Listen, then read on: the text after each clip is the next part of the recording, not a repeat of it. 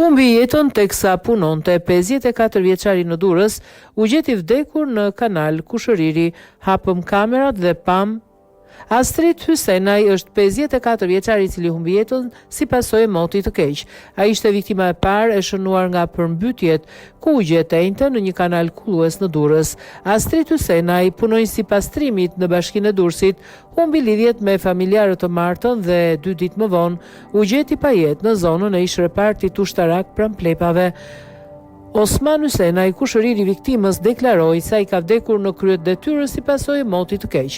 Në mëngjes është nisur për në punë. Moti ishte i keq dhe bashkëshortja dhe nëna e tij thanë të mos shkoj, por ai nuk i dëgjoi. Pasi i kaloi ora, ai nuk u kthye. Nisën kërkimet, hapëm kamerat dhe pam po punonte në një kanal duke pastruar. Policia na tha se duhet të kalonin 24 orë që të nisnin kërkimet. Pasi nisën, gjetën fillimisht uniformën e tij afër kanalit dhe lindën dyshime se mund të ishte kufoma aty. Pasi hyn polumbarët, brenda gjetën trupin.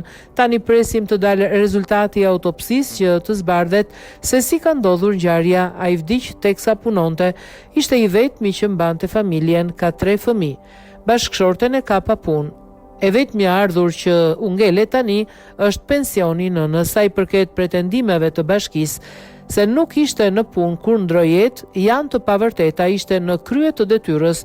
U kërkoi të mos bëjnë deklarata të pabazuara, nga bashkia nuk na ka ardhur askush, tha ai.